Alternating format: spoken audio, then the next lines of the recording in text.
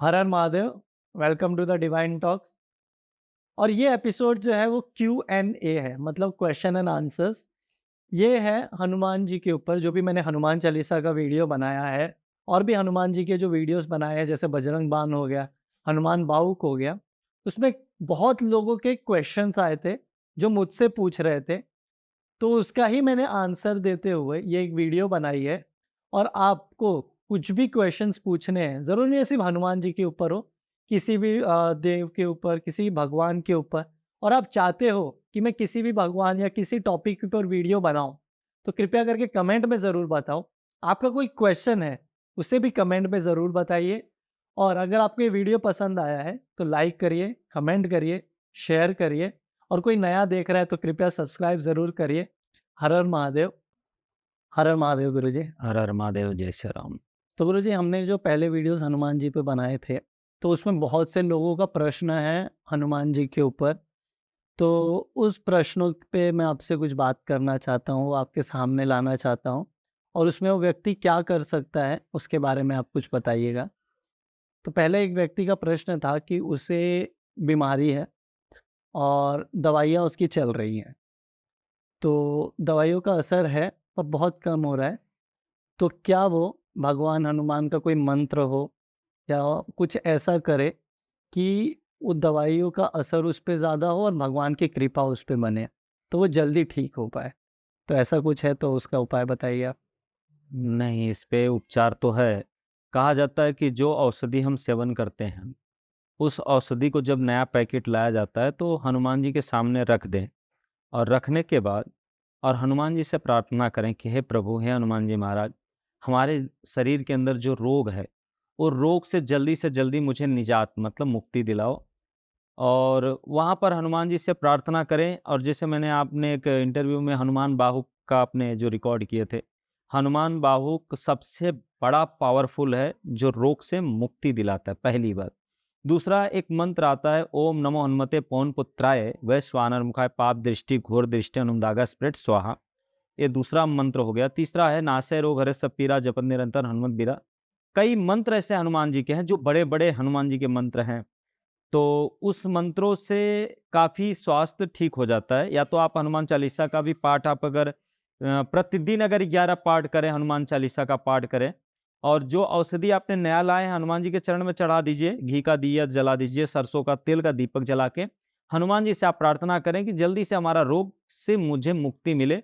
और आप हनुमान चालीसा का पाठ करके और वो औषधि वहाँ से उठा लें और प्रतिदिन आप नियमित रूप से आप खाएँ, जिससे आपको रोग से काफ़ी मुक्ति मिलना शुरू हो जाएगा। और शनिवार और मंगलवार को अगर हो सकता है तो 108 करके कम से कम जैसे 7 या 8 मंगलवार 8 शनिवार का अगर हनुमान चालीसा का पाठ कर लेते तो व्यक्ति जल्दी स्वस्थ हो जाता है। इससे पक्का है, क्योंकि ये शनि से संबंधित या मंगल से संबंधित ही रोग की ज़्यादा व्याधि बढ़ती है।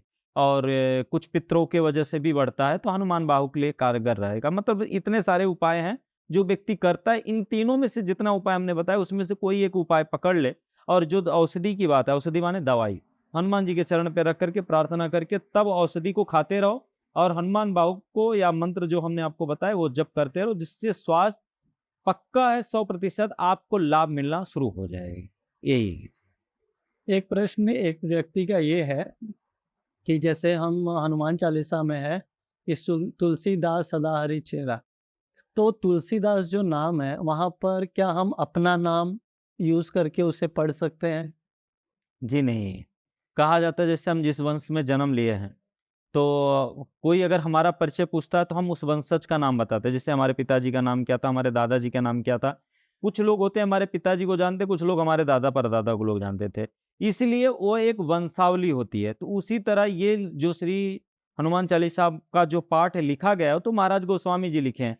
तो वहाँ पर आप अपना नाम नहीं लगा सकते हैं। वो महाराज गोस्वामी जी ने हनुमान चालीसा लिखे थे, इसलिए वो आपको बोलना ही पड़ेगा, क्योंकि वो अभी रामचरितमानस में महाराज गोस्वामी जी ने लिखा है। तो जहाँ पर उन्होंने अपना नाम लिखा है तो वहाँ पे आप अपना नाम नहीं डाल, उसको पूर्ण करने के बाद आप अपना नाम बोल सकते हैं। जिस कामना के लिए आपने पाठ किया, जिस कार्य के लेकर के, जिस उद्देश्य को लेकर के, आप वहाँ पर प्रार्थना कर सकते हैं। और वहाँ पर जहाँ पर नाम लिख करके प्रमाणित कर दिया गया तो वहाँ पर आप अपना नाम नहीं जोड़ सकते हैं, ये गलत है। दूसरा एक प्रश्न ये है कि एक व्यक्ति का है कि वो हनुमान चालीसा पढ़ता है, पर साइड में वो नॉन-वेज भी खाता है। तो ये बहुत लोगों के मन में ये प्रश्न होता है कि मैं पूजा-पाठ भी करता हूँ, पर मैं नॉन-वेज भी खाता है। तो इसका क्या फल मिलता है उस व्यक्ति को? उसके बारे में आप कुछ बताइए। देखिए, फल का मतलब होता है एक तरफ घर में झाड़ू मारो, मतलब वो करना चाहिए कि नहीं करना नहीं चाहिए? तो वही हम आपको बता रहे हैं, एक तरफ घर में झाड़ू मारो, एक तरफ कचरा लाके रखो। फिर एक तरफ झाड़ू मारो, एक तरफ कचरा लाके रखो। तो घर गंदा भी होता रहेगा, साफ भी होता रहेगा। तो आप आज की कलयुग में गंदगी का प्रभाव का बहुत ज़्यादा है और जो साफ-सुथरा होता है वो कम होता है। तो पुण्य कर्म जो होते हैं आप काफ़ी वर्षों तक करने के बाद तनिक बढ़ता है और पाप तनिक करो तो बड़ा घड़ा बढ़े, क्योंकि कलयुग है, कलयुग में प्रभाव बढ़ता है। तो जो नॉनवेज खाया जाता है, तो नॉनवेज जो होता है तामसी भोजन होता है। तामसी भोजन करने के बाद मन में कई अनेकों विकार आते हैं। तो विकार हनुमान जी को पसंद नहीं है। अगर आप हनुमान जी के उपासक और भक्त हैं, तो आपको तामसी चीज़ें का सेवन करना बंद कर देना चाहिए। आप चाहते हो हनुमान जी की कृपा मिले और हनुमान देखिए आपके घर में गंदगी रहेगा तो कोई व्यक्ति अंदर नहीं आएगा, आएगा? मान लीजिए पूरे गंदगी हम द्वार पे रख देते हैं, पूरी गंदगी पड़ा है, तो सामने से हमने किसी को बुलाया, सामने वाला आएगा, द्वार पे ही खड़ा रहेगा, द्वार से बात करेगा, द्वार से ही चला जाएगा, घर में एंट्री नहीं करेगा क्योंकि गंदगी भरा है। तो ऐसे हमारे शरीर के अंदर तामसी हम जीव और पशुओं का जीव का मांस हम भक्षण कर रहे हैं, तो हमारा शरीर अशुद्ध है, हमारा मन अशुद्ध है, बुद्धि अशुद्ध है, सब अशुद्ध है। भगवान आएँगे दूर-दूर से कृपा बरसा के चले जाते हैं और पूर्ण रूप से कृपा आप पे नहीं बनेगी क्योंकि भगवान को अंदर एंट्री करने का जगह ही नहीं मिला। तो इसलिए तामसी भोजन को त्याग करके अगर आप हनुमान जी की कृपा पाना चाहते हैं पूर्ण रूप से, तो आप नॉनवेज ये सब सेवन करना बंद कर दें, तब हनुमान जी की कृपा आपको मिलेगी। सात्विक बुद्धि, सात्विक विचार, सात्विक जीवन सब शुद्ध ही शुद्ध रहेगा। जीवन में काफ़ी बदलाव भी आ जाएगा अगर तामसी भोजन करना हमारा एक कहते हैं कि ये मन का विकार है, स्वभाव नहीं है। हमारा स्वभाव जो होता है, ये मन का विकार कहते हैं कि इसमें कहीं ग्रंथ में लिखा नहीं है। तो कहा गया है जैसा खाओगे अन्न वैसा होगा मन। तो अन्न अगर आप दूषित खाओगे तो मन भी दूषित होगा। इससे अच्छा भैया अन्न को दूषित खाना बंद कर दो। मन भी दूषित होना बंद हो जाएगा, साफ-सुथरा रहेगा, भगवान की कृपा भी बन जाएगी और भगवान के प्रति प्रेम भी बन जाएगा, हनुमान जी की कृपा भी बन जाएगी। तो इसलिए नॉनवेज खाना वर्जित है, नहीं खाना चाहिए। एक प्रश्न ये है कि क्या कलयुग चल रहा है और जैसे हम कहते हैं कि हनुमान जी अमर है, चिरंजीवी हैं, अमर है, तो क्या कलयुग में मैं उनका दर्शन कर सकता हूँ? जी, अवश्य कर सकते हैं। कैसे?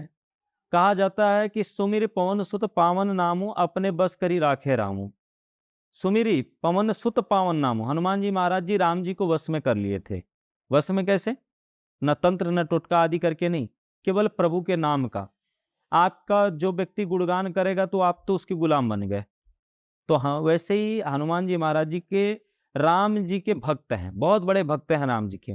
आप कुछ मत करो, साफ सुथरे जगह पे एकांत जगह बैठ करके हनुमान जी को प्रणाम करो, उनके कोई एक रूप को निहार लो आप, कोई भी निहार लो और निहारने के बाद पहले हनुमान जी को प्रणाम कर लो कि मुझे प्रभु राम जी का दर्शन करना है। या ओम हनुमते नमः, ओम हं पवन नंदनाय नमः, ओम श्री राम दूताय नमः, कोई भी एक मंत्र का जप करो और सर्वप्रथम पहले तो ये हनुमान जी को याद करने के लिए पहला मंत्र ये करना चाहिए, मनोजवम मारुततुल्य वेगम जितेंद्रियम बुद्धिमताम वरिष्ठम वातात्मजो वानरयुतमुखम श्री राम दूतम शरणम प्रपद्ये। इस श्लोक को बोलने के बाद अगर नहीं आता है तो ओम हन हनुमते नमः बोलते हुए या ओम हंग पवन नंदनाय नमः, कई मंत्र है हनुमान जी के, उन मंत्रों को आप मानसिक रूप से सांस की गति लेते हुए वो मंत्र को धीरे ओम हन हनुमते नमः, ओम हन हनुमते नमः, ओम हन हनुमते नमः। धीरे धीरे सांस को लेते जाओ, मंत्र को उच्चारण करते जाओ, धीरे धीरे एकदम फिट हो जाओ, एकदम बैठ जाओ। तब सांस को धीरे धीरे छोड़ो और धीरे धीरे लो और हनुमान जी के स्वरूप को मस्तिष्क से देखो, यहाँ पर ही, यहाँ से देखने के बाद कहा जाता है तीसरी नेत्र हमारी यही होती है जहाँ पर चंदन लगता है। तो उसी नेत्र से भगवान को धीरे धीरे आप मन को भी दौड़ाओ कि मुझे हनुमान जी को रूप को निहारना है। जो छवि आपने देखी है वही छवि को आप धीरे धीरे अपने यहाँ पर देखना शुरुआत करो, मन केंद्रित हो जाएगा और फिर हनुमान जी के प्रति आपका अंतरात्मा जिससे लगेगा आवाज निकल रहा है और वो हनुमान जी के तक जा रहा है। धीरे धीरे आप राम नाम का सुमिरन करो या हनुमान जी के हनुमान चालीसा पढ़ो या तो फिर रामायण पढ़ो, कुछ भी पढ़ो, वह हनुमान जी का धीरे धीरे आप दर्शन पा जाएंगे और कई प्रकार से दर्शन पाने का है, लेकिन राम जी का जो आप माध्यम लेंगे वो सबसे सरल और बहुत अच्छा होता है। रूप तो उनके दर्शन करने के लिए तो कई मंत्र भी हैं, लेकिन उस मंत्र को जप करने के लिए ब्रह्मचर्य का पालन करो और लहसुन प्याज का वो त्याग करो। एकांत जगह होना चाहिए, कोई भी वहाँ पे जिसको बोलते हैं अज्ञातवास में रहना, माने एकांत जगह रहो, कहीं न मिलना, न जुलना, न कुछ करना, केवल प्रभु में लीन रहना। अब ये नहीं फ़ोन उठा लो, फ़ोन में बात करते रहो, वो सब चीज़ें नहीं करना। अज्ञातवास मतलब एकदम आप 1 साल की साधना करो, चाहे 1 महीने, 2 महीने की साधना करो, एकदम अज्ञातवास, मैं और मेरे हनुमान जी। तो आपको वहाँ पर छवि मिल जाएगी, लेकिन राम नाम का जहाँ सुमिरन होता है, वहीं हमारे हनुमान जी खड़े हो जाते हैं और वो दर्शन देते हैं। कलयुग में तो अजर अमर वही हैं, वही दर्शन। मैं भी कभी-कभी उनकी छवि देखते रहता हूँ। मुझे ऐसा मैं क्यों बताऊँ? सब राम-राम का दर्शन करें, आप भी देखेंगे, सब लोग राम नाम जप करें, आपको खुद ही महसूस होगा मेरे हनुमान जी यहाँ बैठे हैं। वहाँ बैठ कर के मुस्कुरा रहे हैं, वहाँ बैठ कर के नृत्य कर रहे हैं, वहाँ राम नाम का कीर्तन कर रहे हैं। आप नृत्य करते-करते मतलब आप राम नाम का जप कर रहे हैं, आप नृत्य कर रहे हैं, वैसे हनुमान जी भी आपको वैसे ही दिखना चालू। जो-जो भाव कभी-कभी वो अंदर प्रवेश कर जाते हैं, जो हरकत होती रहती है राम-राम का, कोई ऐसे-ऐसे ताली बजाता है, कोई ऐसे-ऐसे झूमते रहता है, वो हनुमान जी स्वयं उनका प्रभाव पड़ जाता है इंसान के अंदर। तो यही है हनुमान जी का, कभी भी किसी भी रूप में आपको दर्शन मिल सकता है, लेकिन राम नाम का जप करने से हनुमान जी आते हैं और हनुमान जी का जप करोगे तो राम जी की कृपा होती है। क्या कलयुग में किसी ने दर्शन पाया है? कई लोग पाए हैं, ऐसे कई रियल घटनाएँ हैं, कई सच्चाई घटना है कि एक महात्मा जी बाघोबा कहाँ महाराष्ट्र प्रदेश में एक बार जगह राम कथा कर रहे थे, तो वहाँ वकील आकर के बहुत बड़ा मार्मिक प्रसंग, बहुत लंबा है, लेकिन मैं आपको संक्षेप में बताऊँगा, इतना समय का भी अभाव है। बहुत वो कथा कर रहे थे, तो वहाँ वकील साहब तार्किक होते ही वकील साहब ने कहा, महाराज आप आइए हनुमान जी विराजिए, आइए हनुमान जी विराजिए। आप हनुमान जी विराजिए कहते हो तो क्या हनुमान जी विराजते हैं? बोले महाराज हमारा भाव है, हम बुलाते आते होंगे। तो बोले आप बुलाते तो आते हैं पक्का? बोले हमारा भाव है, बुलाते हैं और वो आते ज़रूर हैं। बोले अच्छा, तो ठीक है महाराज, मैं हनुमान जी को देखना चाहता हूँ। तो वहाँ पर शर्त लग गई थी एक दूसरे की, बहुत बड़ा मार्मिक प्रसंग है। तो वकील साहब ने कहा अगर हनुमान जी आते होंगे, तो मैं अपनी वकालत छोड़ के मैं आपके चरणों का सेवक बन जाऊँगा। महाराज जी बोले हनुमान जी आते हैं और अगर हनुमान जी नहीं आएँगे, तो मैं आपके वकालत के ऑफ़िस का चपरासी बन जाऊँगा। बोले ठीक है। तब वकील और दोनों को एक-दूसरे से जब महात्मा जी को लगा कि अब काफ़ी सम्मान की बात आ गई मेरे राघव सरकार की, मेरे हनुमान जी की, तो सम्मान देखो, संत को सम्मान बहुत प्रिय होता है और वो भगवान पे गर्व करके बोलते हैं। खुद पे नहीं, वो भगवान पे गर्व करते हैं। मेरे राघव सरकार यहाँ पर हैं, जैसे प्रहलाद जी को कैसे पता था? क्या पत्थर में थे भगवान? नहीं, लेकिन उनका ये विश्वास था कि मेरे प्रभु यहाँ पर विराजमान हैं। तो सारे संतों का एक विश्वास है कि भगवान यहाँ हैं, भगवान वहाँ हैं, भगवान यहाँ हैं। तो उनका विश्वास ही सबसे बड़ा भगवान है। तब वो महात्मा जी ने जब कहा कि ठीक है कल आप आना, ये गद्दी ब्यास गद्दी उठा देना। अगर आपने सरलता से उठा दिया, उस दिन मैं तुम्हारे ऑफ़िस का चपरासी बन जाऊँगा, राम भक्ति करना छोड़ दूँगा। दूसरे दिन रोज तो कथा में कोई भीड़ नहीं लगती थी, उस दिन बहुत पब्लिक आ गई थी। तो वकील साहब आए तो वकील साहब बोले कि क्या हुआ महाराज जी? बोले हाँ। उन्होंने फिर वही स्तुति किया, आइए हनुमान हनुमान जी विराजिए, ऐसा उन्होंने प्रार्थना किया, हनुमान जी के श्लोक को जप किए और रात्रि भर वो शयन नहीं किए थे, उन्होंने खाली हनुमान जी से प्रार्थना किया था, हनुमान जी अगर आप नहीं आए तो समझना मेरे राघव की लाज चली जाएगी। रो दिए थे महात्मा जी। और जब इस तरह महात्मा जी दूसरे दिन जब उन्होंने ऐसा प्रार्थना किया, तो वकील साहब को बुलाया गया कि आप गद्दी आप उठाओ। और उनको बस वो हनुमान जी में लीन थे महात्मा जी। इतना बोल कर के हनुमान जी में एकदम लीन हो गए। बोले हनुमान जी अब आप लाज रखना, मैं कौन होता हूँ? राम की लाज है, आप बचाना। अगर गद्दी उड़ गई तो समझना कि हमारी तो महिमा, हमारा विश्वास तो लोगों से हट ही जाएगा। हमारा विश्वास राम जी से हटेगा और राम का विश्वास सारे जगत से उड़ जाएगा। इतना बोल करके वो बस हनुमान जी का जप करने लगे। वकील साहब को बुलाया गया। वकील साहब एकदम बाँह चढ़ा करके जब आए ब्यास गद्दी के पास, तो उठाने की कोशिश करना तो दूर, उसको छू पाना मुश्किल हो गया। 1 बार नहीं, 2 बार नहीं, 3 बार नहीं, 5 बार वकील साहब ने प्रयास किया। गद्दी तो उठाना दूर की बात, गद्दी को छू तक नहीं पाए। उसी समय वकील साहब मूर्छित होकर के गिर पड़े। जब होश आया तो महाराज जी के चरणों में गिर गए, बोले आज से मैं तो आपका दास हूँ। कई ऐसे-ऐसे संत महात्मा पड़े हैं जो साक्षात हनुमान जी का दर्शन किए। आज हमारे परम पूज्य श्री सद्गुरुदेव भगवान भी हनुमान जी का दर्शन कर लिए। तो हनुमान जी का दर्शन करना हर कोई चाहता है तो कर सकता है, लेकिन मन निर्मल रख के। अभिमान लेकर नहीं, सरल स्वभाव होना चाहिए, एकदम विनम्रता होनी चाहिए, राम नाम में लीन होना चाहिए, मन का जो मलिनता है उसको दमन करो। धीरे धीरे आपको हनुमान जी का दर्शन होना चालू हो जाएगा। आप हनुमान जी से, करपात्री जी महाराज थे, कई महाराज जी ऐसे थे जो साक्षात हनुमान जी का दर्शन कर बैठे। कलयुग की बात है, कोई सतयुग द्वापर त्रेता की बात नहीं, कलयुग की बात है। कलयुग में हर कोई कोई मैं कई ऐसे व्यक्ति हैं कि जो व्यक्ति सोचता है और वही रूप में भगवान हनुमान जी कोई ना कोई रूप धारण करके आते, उस व्यक्ति का कार्य करके चले जाते। भगवान नौकर नहीं है, भगवान ये चाहते मेरा भक्त दिक्कत में ना। मैं अभी कई दृष्टांत है कि कई कई जगह पे कथाएं होती थी, वहां पर मास्टर साहब पहुंच जाते थे। तो एक दिन मास्टर साहब क्या किए कि स्कूल बंद कर दिए, वहां पर उनके पीछे गांव वाले लग गए, वहां पे हनुमान जी रूप धारण करके पहुंच गए, मास्टर बन गए और मास्टर साहब यहाँ कथा श्रम रसपान कर रहे थे। जब ये वहां पर गए तो लोगों ने जो कंप्लेन किया, जो अधिकारी लोग आए, बोले आप कल आप थे, आपसे गांव वालों ने कंप्लेन किया, मैं कल गया तो आप तो थे। कुछ ऐसे बातों को लेकर चर्चा हुई, तब उनको पता चला कि लगता है मेरे हनुमान जी को आना पड़ा, इसलिए वो आजीवन हनुमान जी की भक्ति करने लगे और उसी दिन से वो हनुमान जी का दर्शन पाए। कई ऐसे ऐसे दृष्टांत हैं। तो हर व्यक्ति कलयुग में हनुमान जी का दर्शन पा सकता है, कोई बहुत बड़ी बात नहीं है। केवल जितना मैंने आपको बताया, भाव होना चाहिए, विश्वास होना चाहिए, मन हमारा पवित्र होना चाहिए, विनम्रता होनी चाहिए, अहंकार नहीं, सरलता होनी चाहिए। जिस तरह मन एकदम दूषित होगा, आपका मन एकदम शुद्ध होते जाएगा, आंखों से अश्रु गिरने लगे, समझ लेना भगवान की कृपा हो गई। उसी दिन से आपको धीरे धीरे दर्शन होना मिल जाएगा। आखिरी सवाल मेरा ये है कि जैसे हम कहते हैं कि अमर है, पर कलयुग खत्म जब होगा, जब भगवान विष्णु का अवतार लेंगे, कल्कि अवतार में जब सब समाप्त हो जाएगा, तो उनको वरदान मिला था कि वो अजर अमर है। उसके बाद जब सब समाप्त हो गया, तो उनके उसके बाद हनुमान जी का क्या होगा? मतलब वो धरती पर ही रहेंगे कि स्वर्ग चले जाएँगे या किसी भगवान के अंदर समा जाएँगे, या उसके बाद उनका क्या?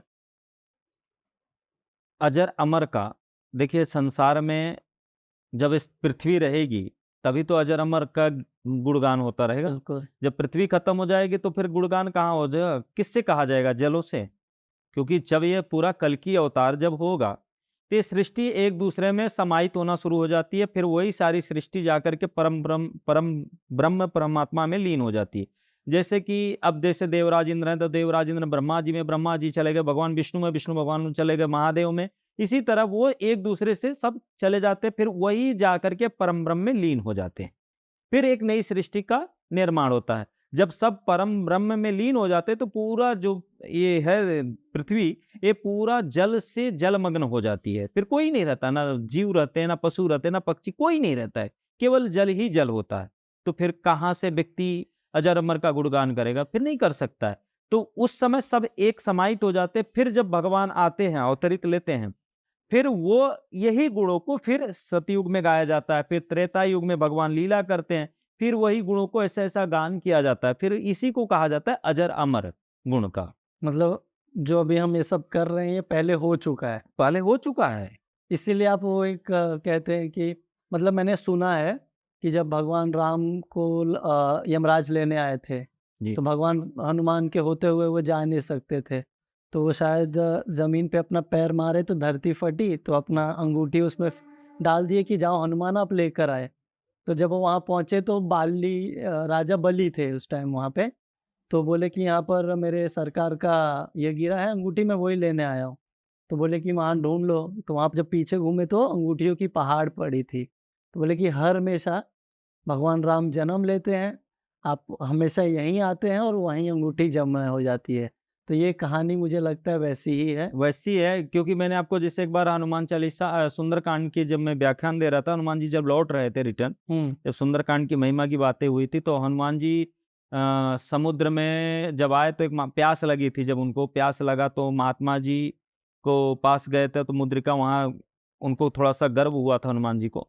तो वो मुद्रिका जो है गिर गई थी। जब हुँ। गिर गई थी तो वहां पर लगे मुद्रिका ढूंढने, तो हाँ, कई करोड़ों मुद्रिका पड़ी थी। तो वहां पे कहा गया कि आप हनुमान नहीं है, हनुमान, कई हनुमान आए, कई रूप हनुमान आए हैं। तब हनुमान जी को ये गर्व खत्म हुआ था कि कई हनुमान आए तो कई राम जी कई रूप धारण करके आए। तो ये अनंत काल है, ये चलता रहता है। अब कलयुग में आज हम यहाँ बैठे हैं, कल हमारा कहीं और जन्म हुआ था, फिर हम उसके पहले और कहीं जन्म हुआ था। तो वो क अब हम देखो, हम सब मानव हैं, हम सब एक परमात्मा के अंश हैं। अब बात देखिएगा, जब विषमता की बात आती है कि आपका बुरा सोचना, आपका ज़मीन प्रॉपर्टी हड़प लेना, ये हमारा एक मिथ्या है, ये हम माया में पड़े हैं। सत्यता देखें, ना तो वो प्रॉपर्टी मेरी है और ना वो संपत्ति मेरी है। आज है शरीर, कभी ऊपर वाला चाबी ऐसे कसक दिया, कहते ना बंद कर दिया, उस दिन प्राण शरीर से आत्मा निकल गई, तो प्रॉपर्टी के लिए हाय हाय करके पूरा दिन रात आप उसमें अपना समय व्यतीत कर दिए, लेकिन सुख कौन पाया? आपने नहीं पाया। आप तो शरीर, भगवान बोले बस अब इसकी चाबी मसक दो, हो गई, बंद हो गई, तो फिर वो संपत्ति का क्या मतलब? आप लड़े भिड़े, मरे मारे लोगों को, फिर ये एक मिथ्या है, ये हम एक स्वप्न में सोए हुए हैं। हम जगे नहीं है। जगे कब? जब हमें ये बोध हो जाता है ये शरीर मिथ्या है। शरीर जब तक हमारे पास है, ये शरीर 5 तत्वों का बना हुआ शरीर जब तक है, तब तक हमारे रिश्तेदार हैं, साले साहब हैं, जीजा साहब हैं, भाई हैं, बहन है, पत्नी है, बीबी है, सब कहाँ तक? मरघट तक आपका साथ देने आएँगे। जब ऊपर दंड मिलता है, आपने तो सबका भरण-पोषण कर दिया, तो उसका दंड का भागीदारी वो आपके परिवार वाले नहीं आए? आए? नहीं आए ना, जब दंड मिलने लगता है। तो कहने का मतलब हमारा कर्म हम ही को भोगना है। तो हम ऐसा कर्म करूँ, ऐसा कर्म करें कि हमें ये लोक और परलोक दोनों सुधार के रखें। हम वो कर्म ना करें कि हम अब परिवार को खुशहाल करने के लिए परिवार को क्यों खुशहाल करे भैया? वो अपना नसीब लेकर आया, अपने नसीब से जीता खाता है। हम उसको खिलाते-पिलाते, तो भगवान अच्छे कर्म करके करो ना। तो कहने का मतलब ये होता है कि हर कर्म अच्छा करो, कि नाम की ख्याति बढ़े। आप अभी 100 गरीबों का विवाह करा दो, सब गरीबों का भोजन करा दो, 100 गरीबों के लिए रहने का मकान बना दो, वो आपकी गुणों की कीर्ति गाई जाती है। और ये लोग में भी गुणगान होगा, ऊपर भी जाने के गुणगान होगा। भगवान ने आपको मानव तन दिया अच्छे कर्म करने के लिए, बुरे कर्म करने के लिए नहीं। किसी की प्रॉपर्टी हड़पने के लिए, किसी का धन चुराने के लिए, किसी को गला काटने के लिए, किसी का वध करने के लिए, ये सब कार्य के लिए भगवान ने हमें नहीं भेजा है। भगवान ने ये कहा है कि भैया तू ही भी मेरे अंश से, वो भी मेरे अंश का बना हो। वो तकलीफ में है तो तू उसको मदद कर, और मैं तकलीफ में हूं तो तू मुझे मदद कर। यही कहा गया है, सर्व धर्म कहते हैं, सेवा धर्मो परमः। हुँ, सबसे बड़ा धर्म ही सेवा हमारा एक दूसरे का सेवा करना, एक दूसरे का मदद करना, ये परोपकार है। यही हमारा धर्म ज्ञान देता है, यही हमें मार्ग बताया जाता है। जो पौराणिक कथाएं होती थी, लोग ये कहते हैं पुरानी कथाएं नहीं, वो पौराणिक कथा में क्या ज्ञान की प्रेरणा देती है, वो समझो। वो समझो क्या कह रही है, कि वो ये कह रही है कि एक दूसरे की मदद करो, एक दूसरे को समझ बूझ के चलो, एक दूसरे के प्रति प्रेम रखो, ईर्ष्या नहीं, द्वेष नहीं। आप बताइए किसी ग्रंथ में, पुराणों में लिखा है कहीं द्वेष रखो, जलन रखो? यहाँ राम जी तक भी दर्शा दिए थे कि रावण के साथ उनकी शत्रुता होने के बाद भी कई बार उसको मौका दिए कि रावण तुम अपने आप को, मति को बदलो, मति को बदलो, मति को बदलो। राम जी तब तक युद्ध नहीं किए थे। रावण के ऊपर क्रोधित राम जी कभी नहीं हुए थे। जब उन्होंने विभीषण के ऊपर बाण छोड़ा था, तब राम जी जाकर के क्रोधित हुए थे। अन्यथा जितने बार युद्ध हुआ, राम जी कहीं क्रोधित नहीं हुए रावण के ऊपर। अब बताइए कहाँ लिखा? कहीं नहीं लिखा। क्योंकि विभीषण कौन था? भक्त थे किसके? राम जी के। जब रावण ने विभीषण जी के ऊपर बाण छोड़ा, तब राम जी को क्रोध हुआ। माँ जानकी जी तो उनके पास छाया रूपी थी। हुँ, छाया रूपी थी। रावण की क्या, रावण के पास इतना शक्ति कहाँ थी कि माँ जानकी जी को उठा लेके जाता? बिल्कुल। कहीं नहीं लेके जाता। इसलिए ये सब जो चीजें हम कर्म करते हैं, अच्छे कर्म करते हैं, ये हमारी ख्याति बड़ी रहती है। आज जैसे हमने धर्मशाला बना दिया, बाग बगीचे लगा दिए, तो हम नहीं रहे, हमारा शरीर छूट गया। वहां पे जो भी आए, भैया कौन बनाया? बड़ा सुंदर बनाया, आज बड़ा सुंदर, ये जो बना भगवान करे उसकी सदगति को प्राप्ति हो, उसके परिवार वाले खुशहाल रहे। बना के तो बनाने वाला चला गया, लेकिन आज भी गुण गाया जा रहा है, गाया जा रहा है। उसी तरह ये भगवान की लीलाएं हम लोग गान करते हैं, फिर भगवान अपना अवतार लेते हैं, फिर वो एक लीला करके चले जाते हैं। और बाकी जो भगवान आते हैं तो खाली भी एक हमको एक आदर्श और एक सच्चा मार्ग बताने के लिए आते हैं। नहीं तो रावण का वध करना हो, भगवान ने खाली अपनी भ्रुकुटी टेढ़ी कर लिए होते ना, बस रावण वही अपने शरीर को छोड़ जा। वो भगवान एक लीला करने के लिए रावण को भेजे थे। रावण तो जय विजय थे, दोनों द्वारपाल थे भगवान के। भगवान खुद बोले कि हमें लीला करनी है, मानव को जताना है, मानव को बताना है कि ये सृष्टि ऐसे चलना चाहिए, लीला ऐसी करनी चाहिए, ऐसी चीज ऐसा करना चाहिए। ये लीला ही तो दर्शाने के लिए भगवान ने लीला किया, बाकी और कुछ नहीं। हम एक भ्रम में जिंदगी जी रहे हैं बस, और हमें जब ज्ञान मिलता है तो भी हम नहीं समझ पाते। तो यही सब गुण हैं कि अच्छे कर्म करोगे, आपकी आजीवन लोग गुण को गाते रहेंगे। जो व्यक्ति आएगा, अरे भैया फला व्यक्ति थे, फला व्यक्ति ने अच्छा कर्म किया, आज हम उसका सुख पाए और आए, तो वो आपका नाम की ख्याति बढ़ी ना। तो वही वैसे ही जो अच्छे कर्म करते हैं उनकी ख्याति बढ़ती है। हनुमान जी सदैव राम जी की सेवा में लगे थे, हमेशा पावर, उनके पास क्या चीज कमी थी? कुछ कमी नहीं थी, उनके पास बल थी, शक्ति थी, सब कुछ था, फिर भी वो हमेशा सदैव छोटे बन के थे। आज राम जी से ज्यादा पूजा मेरे हनुमान जी की होती है। क्यों होती है? क्योंकि वो दास भाव था हनुमान जी के अंदर। सर्व कुछ होने के बाद एक पैसे वाला व्यक्ति हो, वो गरीब जैसे जिंदगी जीता हो, गरीबों का मदद करने वाला व्यक्ति हो, तो उसकी इज्जत पैसे में रहने पे उसकी इज्जत नहीं होती, जितना वो लोगों की मदद करता है उतनी इज्जत होती। उसका लोग प्रतिमा बना बना कर पूजा करते। तो कहने का मतलब अच्छे कर्मों को लोग पूछते हैं, बुरे कर्मों को लोग दोषी ठहराते हैं। कहते हैं ना कि उगरई हो ही अंत निभाऊं, काल नेमि जिमि रावण राहूं। और एक कोई चौपाई आता है, इसका कई अर्थ निकला है कि एक समुद्र होता है, समुद्र में एक जोक की उत्पत्ति होती है कमल की। तो कमल क्या होता है, सुंदर भी देखने में लगता है और भगवान को चढ़ जाता है। लेकिन जोक वही शरीर पे चढ़ जाए तो क्या करता है, पूरा जो शरीर का रक्त होता है चूस के निकाल देता है। दोनों की उत्पत्ति एक ही जगह से हुई ना, समुद्र से। बिल्कुल। लेकिन एक ने क्या किया, एक अच्छा कर्म किया, एक बुरा कर्म किया। कमल का फूल चढ़ जाता है भगवान के चरणों में, और वही मानव के ऊपर भी चढ़ जाए तो कोई दिक्कत नहीं, और वही जो चढ़ा दो किसी मानव के ऊपर, पूरा खून जो है निकाल देता है। तो कहने का मतलब ये होता है कि अच्छे कर्म करोगे तो आपकी कीर्ति खुद लोग गाएंगे, आपको गाने की जरूरत नहीं। और आप अगर बुरे कर्म करोगे तो बुरा कर्म से आप लोग को निकृष्टता भाव से लोग देखने लगे, आपके गुण नहीं बोलेंगे, जल्दी हुआ शरीर छोड़ के चला गया, अच्छा हुआ लोग।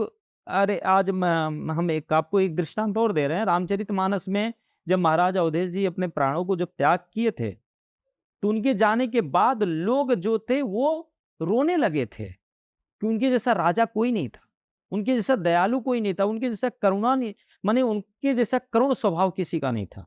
क्यों रुदन करने लगे? अच्छे कर्म किए तभी तो अच्छे कर्म करोगे तो लोग आपके लिए रोएंगे। अगर आप बुरे कर, हाँ था यार वो बहुत बुरा व्यक्ति था यार, उसके पास उसका नाम मत लो यार, ऐसा भाव हम अपने कर्म ऐसा ना करें कि जिससे लोग हमें मुंह टेढ़ा करके बोले। अच्छा हँसते हुए लोग बोले, हाँ यार बहुत अच्छा इंसान था यार, उसके नेत्र सजल हो जाने चाहिए, ऐसा होती है कीर्ति। इसी तरह हनुमान जी के गुणों को लोग गाते हैं, अजर अमर है, आज भी है हनुमान जी की। अब हम आज कलयुग समाप्त होगा, जो आएगा वो भी बोलेगा नहीं हनुमान जी का गुण आज वो चलता रहेगा, आज हमारे उनकी गुण को गाथा, ये गाथा कभी बंद नहीं होगी। जब मानव आएंगे तो फिर वो गाथा गाना शुरू कर देंगे। जब ये प्रलय हो जाएगा तो पूरा जलमग्न हो जाएगा तो फिर कोई मानव नहीं तो किसको सुनाया जाएगा? देवताओं में चलेगी तो देवता भी कहाँ रहेंगे, सब तो सब ब्रह्म परमपिता परमेश्वर में लीन रहेंगे सब। तो फिर जब वो नया सृष्टि होती है फिर इसके गुण चलेंगे, इसी तरह होता है। गुरुजी, आपने सारे प्रश्नों का व्याख्यान अच्छे से किया। जो भी हमारे दर्शक थे, उनके मन में जो सवाल था, आपने बहुत बढ़िया तरीके से, मुझे लगता है, उसका एक निवारण और बहुत सुंदर, सरल भाषा में उसका जवाब दिया है। तो ऐसे ही और किसी को कुछ प्रश्न रहे, जो आपको लगता है कि हम उसका आंसर नहीं देंगे, नहीं, हम उसको देखते हैं, हम उसका रिप्लाई देंगे, हम उसका आंसर आपको ज़रूर देंगे। तो आपको किसी भी वीडियो पे कुछ भी क्वेश्चन रहेगा, तो आप बिल्कुल बेझिझक कमेंट में डालिए, हम उस पे अपना वीडियो बनाएँगे। गुरुजी, अपना समय देने के लिए धन्यवाद। जय हर हर श्री राम। महादेव। हर हर महादेव। जय श्री राम।